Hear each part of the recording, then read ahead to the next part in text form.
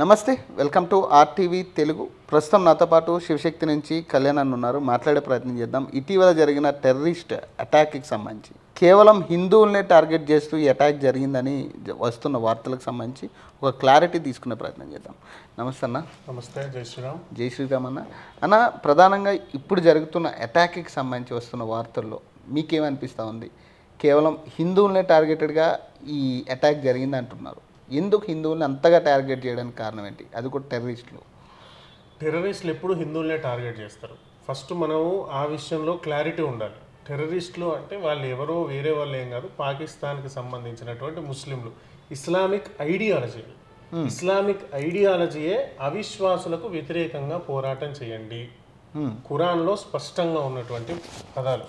9వ అధ్యాయం ఖురాన్లో 123వ వచనంలో మీ చుట్టుపక్కల ఉన్నటువంటి అవిశ్వాసులతో పోరాడండి, వారు మీలో కాఠిన్యాల్ని చవి చూడాలి, అల్లా పట్ల వారికి భయభక్తులు లేవు, వాళ్ళు అల్లాని నమ్మట్లేదు కాబట్టి మీ చుట్టుపక్కల ఉన్న అవిశ్వాసులతో పోరాడండి అని ఖురాన్లో స్పష్టంగా ఉంటుంది.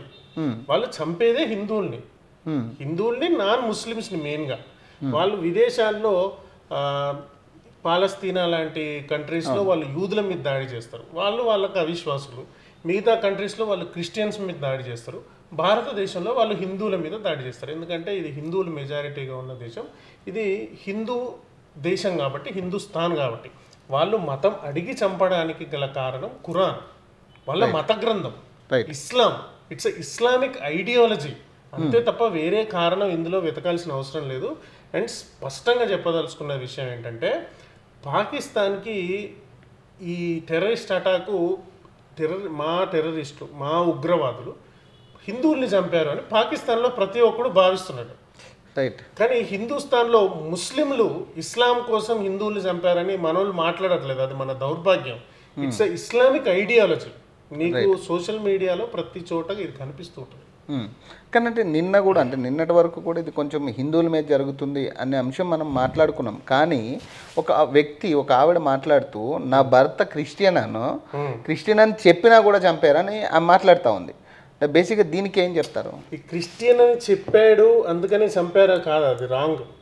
యాక్చువల్గా అక్కడ జరిగిన విషయం ఏంటంటే, ఆ ఉగ్రవాది ఎవడైతున్నాడో ముస్లిం ఉగ్రవాది, వాడు తుపాకీ పట్టుకుని కల్మా చదవమన్నాడు. లాల్ ఇలాహి ఇల్లల్లా ఇల్లాహి అక్బర్ రసూలుల్లా ఏదో ఉంటుంది కల్మా చదవమని చెప్పాడు. కల్మా చదవమంటే నేను క్రిస్టియన్ని, నాకు కల్మా చదవడం రాదు, నేను ముస్లింని కాదు అని చెప్పాడు.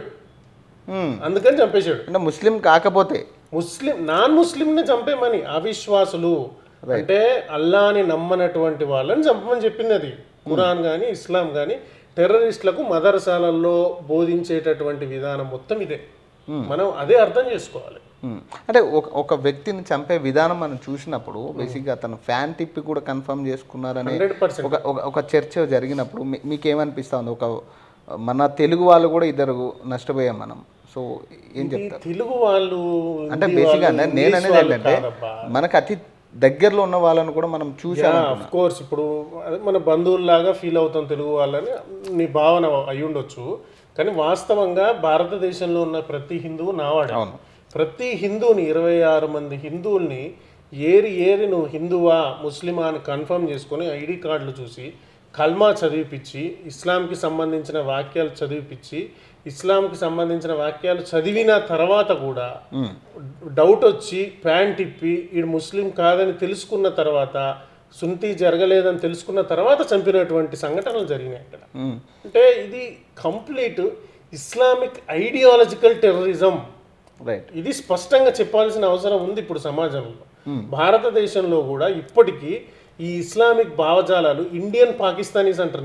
నేనైతే వాళ్ళని భారతదేశంలో ఉన్న పాకిస్తాన్ ప్రజలు, భారతదేశంలో ఉన్న పాకిస్తానీలు, భారత్లో ఉన్నటువంటి టెర్రరిస్టులు ఇప్పటికీ కొన్ని కామెంట్లు చూస్తుంటే, మధ్యప్రదేశ్కి సంబంధించినటువంటి ఒక ముస్లిం ఆసిఫ్ ఖాన్ అనుకుంటా వాడి పేరు, ఆ ఆసిఫ్ ఖాన్ అనేటటువంటి వాడు ఆ టూరిస్ట్లో ఒక లేడీ భర్త శవం పక్కన కూర్చున్నటువంటి ఆ ఇమేజ్ని పోస్ట్ చేసి, ఈమె భర్తను చంపడానికి టెర్రరిస్టులను పుసిగొల్పిందేమో, నా భర్తను కూడా కాల్చి నాకు డబ్బులు వస్తాయనో లేకపోతే ఏదో కారణంతోనే పోస్ట్ పెట్టాడు.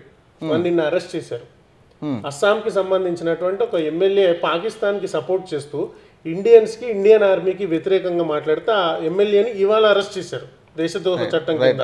అస్సాంకి సంబంధించినటువంటి ఏఐయుడిఎఫ్ అనేటటువంటి పార్టీకి సంబంధించి.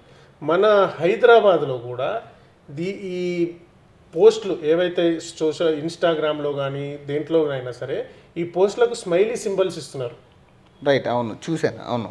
సో దిస్ కైండ్ ఆఫ్ టెర్రరిస్టులు మన చుట్టూ నాకు బాధ కలిగేటటువంటి విషయం ఏంటంటే ఈ టెర్రరిస్టులతోని మనం ఇప్పుడు ఫైట్ చేయగలుగుతున్నాం. ఎందుకంటే భారతదేశంలో ఇప్పటికీ పాకిస్తాన్కి మద్దతు తెలిపేటటువంటి ఉగ్రవాద భావజాలం కలిగినటువంటి రాడికల్ ఇస్లామిక్ ఐడియాలజీ కలిగినటువంటి వ్యక్తులు ఇప్పటికీ మన చుట్టూ చాలామంది ఉన్నారు. ఇటు పక్కన యూసఫ్గూడలో ఉన్నారు, ఇటు పక్కన ఓల్డ్ సిటీలో ఉన్నారు, వెనక బోరబండలో ఉన్నారు, చాదర్ఘాట్స్ ఏరియాలలో ఉన్నారు. ఇట్లాంటి వాళ్ళతో వరంగల్ ఏరియాలో, నిజామాబాద్ ఏరియాలో, ఆదిలాబాద్ ఏరియాలో, కరీంనగర్ ఏరియాలో మినీ పాకిస్తాన్ అని పిలిచేటటువంటి ప్రాంతాలు కూడా ఉన్నాయి. ఇట్లాంటి ఏరియాలో ఉన్నారు. ఇప్పటికీ మనం వాళ్ళతో కలిసి బతుకుతున్నాం. కానీ నెక్స్ట్ జనరేషన్ వాళ్ళతో కలిసి బతకాలంటే నెక్స్ట్ జనరేషన్కి ఎంత బలాన్ని మనం ఇవ్వాలి, ఎంత మెటీరియల్ ఇవ్వాలి, ఎంత మేధోశక్తిని ఇవ్వాలి, ఎంత ఆయుధ సంపత్తిని ఇవ్వాలి, ఎంత బలాన్ని ఇవ్వాలి అని ఆలోచిస్తేనే నాకు భయం కలుగుతుంటుంది. ఇప్పుడు ఈ ఆర్టికల్ 376 అనేది రద్దు తర్వాత 370 అనేది రద్దు తర్వాత బేసిక్గా ఏమన్నా పురోగతి జరిగిందంటారా, లేదా దానివల్ల నష్టం ఏమన్నా జరుగుతుంది అనుకోవచ్చా ఇప్పుడు జరుగుతున్న అంశాలు? చాలా మంది కొంతమంది సెక్యులర్ రాజకీయ పార్టీ నాయకులు మాట్లాడుతున్నారు, చాలా దుర్మార్గంగా మాట్లాడుతున్నారు. వర్స్ట్ ఫెలోస్ ఎవడైతే ఇట్లా ఆర్టికల్ 370 రద్దు చేయడం వల్ల ఏం లాభం కలిగింది అని మాట్లాడే ఎవరినైనా సరే చెప్పుతూనే కొట్టాలి. ఫస్ట్ పాయింట్, ఆర్టికల్ 370 రద్దు చేసిన తర్వాత అద్భుతంగా కాశ్మీర్ డెవలప్ అయింది. ఎన్నో బ్రిడ్జిలు కట్టారు, రోడ్స్ వేసారు, టూరిజం డెవలప్ అయింది. గత 4 ఇయర్స్గా 1 to 2.5 crores అంటే ఎవ్రీ ఇయర్ ఇంక్రీజ్ అవుతుంది. 21లో 1 crore టూరిస్టులు వెళ్తే 1.2 crores, లాస్ట్ ఇయర్ 2.15 crores అంటే 2,15,00,000 మంది టూరిస్టులు వెళ్ళారు లాస్ట్ టైం. సో ఇట్లా టూరిస్టులు డెవలప్ అవుతున్నారు. ఇక్కడ జరిగినటువంటి మిస్టేక్ ఏంటి అని మనం ఆలోచిస్తే అక్కడ ఎలక్షన్స్ జరగడమే. కాశ్మీరు మొన్నటి వరకు కేంద్రం కంట్రోల్లో ఉంది. 2024లో అది పొలిటికల్ పార్టీస్ అక్కడ ఎలక్షన్స్ నిర్వహించమని ఈ దిక్కుమాలిన సుప్రీంకోర్టు, బుర్రలేని సుప్రీంకోర్టు, తలకాయ లేని సుప్రీంకోర్టు, హిందూ ద్వేషి ఉన్నటువంటి సుప్రీంకోర్టులు అక్కడ ఎలక్షన్స్ జరగాలని మాట్లాడడము, అక్కడ ఎలక్షన్స్ నిర్వహించడము, షేక్ అబ్దుల్లా మనవాడైనటువంటి ఒమర్ అబ్దుల్లా అక్కడ ఎన్నికవడము, ఒమర్ అబ్దుల్లాకు సంబంధించినటువంటి పార్టీ నాయకులు ఇక్కడ టూరిజం పెరిగిపోతుంది, ఇక్కడ హిందూ కల్చర్ పెరిగిపోతుంది, హిందూ టూరిస్టులు పెరుగుతున్నారు, పిలిగ్రామ్స్ పెరుగుతున్నారు అని చెప్పి బాధపడము. దాని తర్వాత ఇలాంటి సంఘటన జరగడం జరిగింది. అక్కడ రాజ్యాధికారం కానీ ఎలక్షన్స్ కానీ ప్రభుత్వం కానీ ఏర్పాటు కాకుండా అది కేంద్ర ప్రభుత్వం ఆధీనంలో ఉంటే ఇంతమంది హిందువులు అంటే పొలిటికల్ ఇన్వాల్వ్మెంట్ ఎక్కువ ఉంది 100%. అంటే state political Omar Abdullah it self ఈ టెర్రర్ అటాక్ లో ఒక పార్ట్ 100%.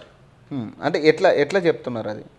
లోకల్ ముస్లిమ్స్ ఉన్నారు ఆల్రెడీ న్యూస్ వచ్చింది. లోకల్ ముస్లిమ్స్ సపోర్ట్ చేస్తున్నారు అనేటటువంటి న్యూస్ వచ్చింది. బేసిక్ ఇప్పుడు మధుసూదన్ భార్య కూడా ఆమె చెప్తుంది క్లారిటీగా, అంటే స్ట్రీట్ వెండర్స్ కూడా మమ్మల్ని మిస్గైడ్ చేశారని చెప్తుంది ఆమె. ఈమెనే కాదు, అందరినీ మిస్గైడ్ చేశారు వాళ్ళు. తుపాకుల శబ్దం వినబడితే తుపాకుల శబ్దం కాదు అని చెప్పి మిస్గైడ్ చేశారు.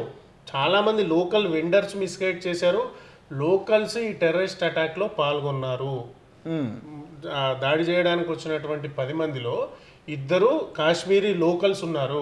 ఆ 2ని చంపేశారు, వాళ్ళ ఇల్లు కూల్చేశారు ఇవాళ ఆర్మీ వాళ్ళు. ఆ న్యూస్ కూడా బయటకు వచ్చింది. అంటే లోకల్ సపోర్ట్ లేకుండా, లోకల్ పోలీస్ సపోర్ట్ లేకుండా, లోకల్ గవర్నమెంట్ సపోర్ట్ లేకుండా ఇస్ ఇట్ ఇంపాసిబుల్ 100%. ఇది మన హిందూ సమాజానికి కానీ, భారత రాజకీయ నాయకులకు కానీ, పోలీస్ డిపార్ట్మెంట్ వాళ్ళకి కానీ, మన ఐడియాలజీ ఉన్నటువంటి భారతదేశం మీద ప్రేమ ఉన్నటువంటి ప్రతి ఒక్కరికి స్పష్టత ఉండాలి. ఖురాన్ మీద స్పష్టత ఉండాలి, రాడికల్ ఇస్లామిక్ ఐడియాలజీ మీద స్పష్టత ఉండాలి. ఆ లోకల్ కాశ్మీరీస్ లోకల్ వాళ్ళలో 80% మంది టెర్రరిస్ట్ భావజాలానికి సపోర్ట్గా ఉంటారు ఇప్పటికీ. ఆ భావజాలం కొంచెం తగ్గుతుంది. మొన్నటిదాకా 100% సపోర్ట్ చేసేవాళ్ళు, ఇప్పుడు 100లో 80 మంది సపోర్ట్ చేస్తున్నారు. అది ఒక 20-30 ఇయర్స్ వరకు ఆ భావజాలం అలాగే ఉంటుంది. అప్పటి వరకు దాన్ని కేంద్ర ప్రభుత్వ ఆధీనంలో ఉంచకుండా మళ్ళీ ఉగ్రవాదులు, నీకు తెలుసా కాశ్మీర్లో ఒక ఉగ్రవాది దేశద్రోహ చట్టం కింద, ఉగ్రవాద చట్టాల కింద అరెస్ట్ అయ్యి జైల్లో ఉన్నటువంటి వాడు ఎంపీగా గెలిచాడు. తెలుసా నీకు న్యూస్? తెలీదు. నాకు ఐడియా లేదు. ఇప్పటికీ వాడు జైల్లో ఉన్నాడు, వాడు ఎంపీ. వాడిని గెలిపించింది ఎవరు? ఖచ్చితంగా కాశ్మీర్ ప్రజలు. అంటే ఒక ఉగ్రవాదిని గెలిపించినటువంటి ప్రజలు, ఉగ్రవాద సానుభూతి పరులు, మద్దతుదారులు. అట్లాంటి కాశ్మీర్కి నిజంగా నన్ను అడిగితే భారతీయులు ఎవరు కాశ్మీర్కి రూపాయి ఇవ్వద్దు. ఇండియన్ గవర్నమెంట్ కాశ్మీర్కి రూపాయి కూడా ఇవ్వడానికి వీల్లేదు. వాళ్ళు ఉంటే ఉండని సస్త సావాలి. కానీ అండర్ సెంట్రల్ గవర్నమెంటే ఉంటుంది కదా, ఒకటే సెంట్రల్ గవర్నమెంట్ ఉంటుంది వాటికి కూడా. మరి ఖచ్చితంగా బడ్జెట్లో మనం కేటాయించాల్సి ఉంటుంది. ప్లస్ ఇంకొకటి ఏమంటున్నారంటే ఈ భద్రతా లోపం అంతా కూడా సెంట్రల్ గవర్నమెంట్ వల్లే జరిగింది అనేది కూడా కొంతమంది మాట్లాడుతూ ఉన్నారు. దానికి కూడా నేను సమాధానం చెప్తాను. సోకాల్డ్ సెక్యులర్ భావజాలం కలిగి యాంటీ నేషనల్స్ అబ్బాయి తులసి చందు, ఆ రావణ్ అనేటటువంటి వాడు, తర్వాత ఈ ప్రకాష్ రాజ్ అనేటటువంటి వాడు, ఇట్లాంటి కొంతమంది దేశ ద్రోహ భావజాలం కలిగినటువంటి వాళ్ళు ఉన్నారు. తులసి చందు అనే నిన్న మాట్లాడుతూ ఏమంటుందంటే, చదువుకున్నటువంటి వాళ్ళు ఎవరైనా ఫస్ట్ మనము ఈ భద్రతా లోపము ఏంటి అనేదాన్ని ప్రశ్నించాలంట. అవును. మరి వాడు కల్మా చదవకపోతే చంపేసినటువంటి వాడిని ప్రశ్నించక్కర్లేదు. రైట్. అంటే ఖురాన్ని తీసుకొని, తుపాకీని తీసుకొని నువ్వు ముస్లిం కాదా, నువ్వు హిందువా అని తెలుసుకొని చంపినటువంటి వాడిని ప్రశ్నించొద్దు. కాశ్మీర్ లోకల్స్ సపోర్ట్ చేసిరు కదా, ఆ లోకల్స్ని ప్రశ్నించొద్దు. ఆ ప్రభుత్వం అండదండలతో ఉగ్రదాడి జరిగింది కదా, ఆ ప్రభుత్వాన్ని ఉమర్ అబ్దుల్లా ప్రభుత్వాన్ని ప్రశ్నించొద్దు.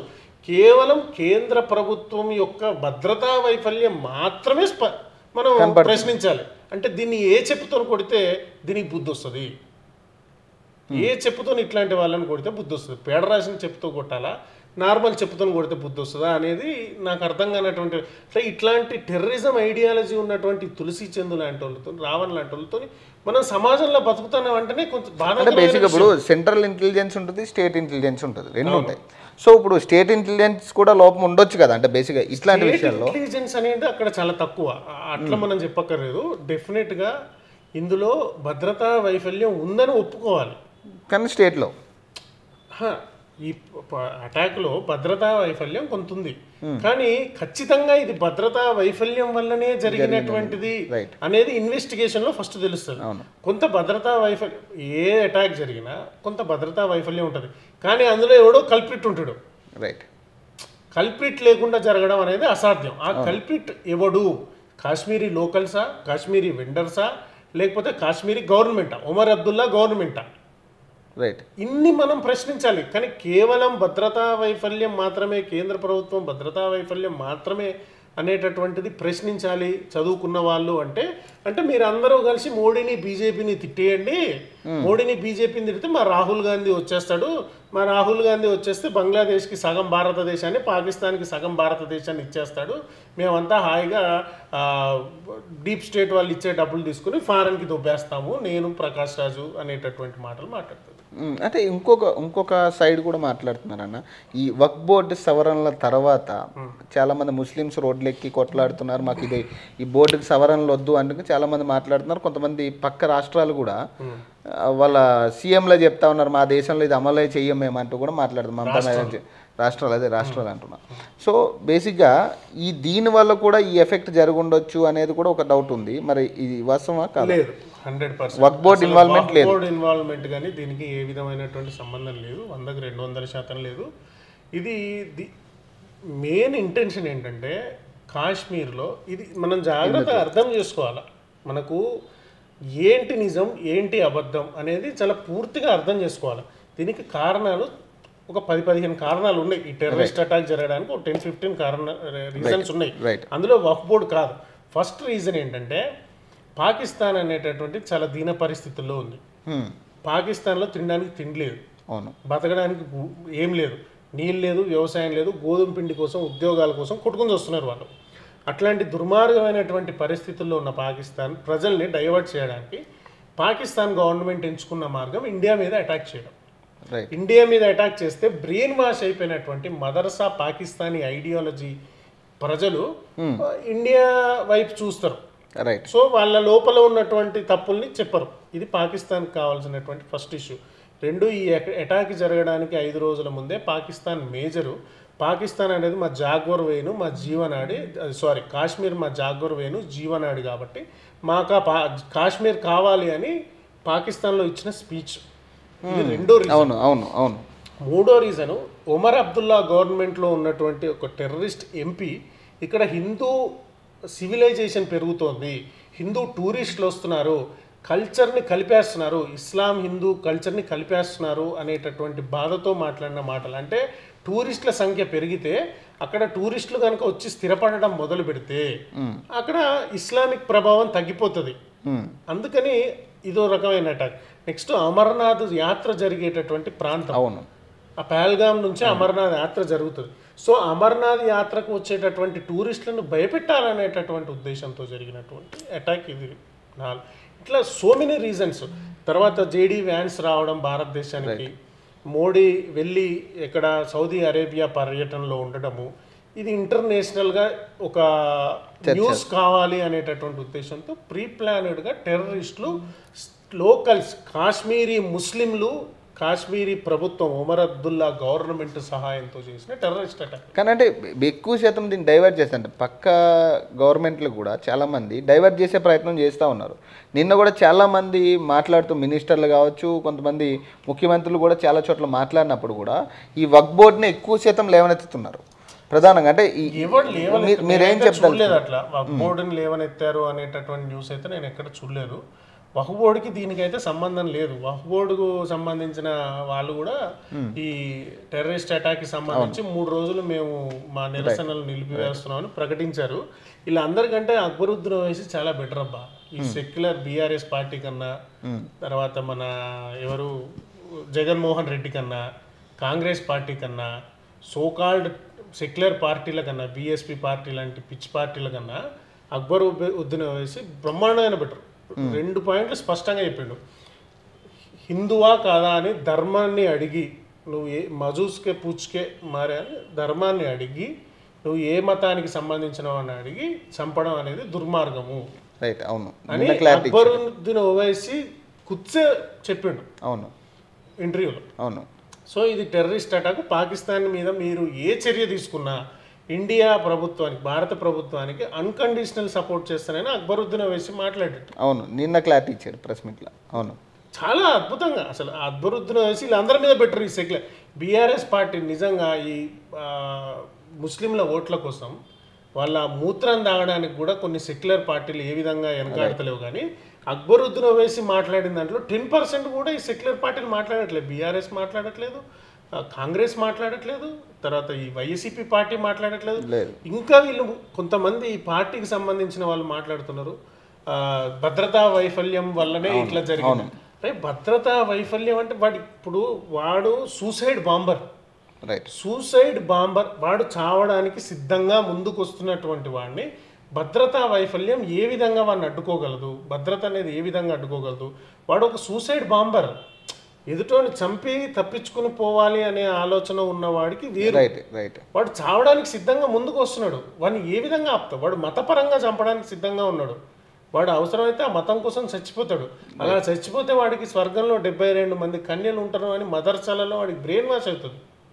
ఇట్లాంటి స్టేట్మెంట్స్ ఉన్నటువంటి, ఇట్లాంటి పరిస్థితులు ఉన్నటువంటి భద్రత ఎంతవరకు చేయగలం? ఈ భారతదేశం అణువును కాపాడలేం కదా. అవును. అంటే ఈ కొన్ని దేశాలు కూడా కొంచెం మన వైపు కొంత కుట్రతో ఉన్నాయన్న విషయం వాస్తవం. ఉక్రెయిన్ వారి విషయంలో కూడా అప్పుడు కూడా చాలా దేశాల పేర్లు కూడా వినపడ్డాయి. సో ఇప్పుడు దేశాల ఇన్వాల్వ్మెంట్ కూడా ఉండొచ్చా ఈ అటాక్కి సంబంధించి? పాకిస్తాన్కి సపోర్ట్ చేసి ఉండొచ్చా అనేది ఒక డౌట్.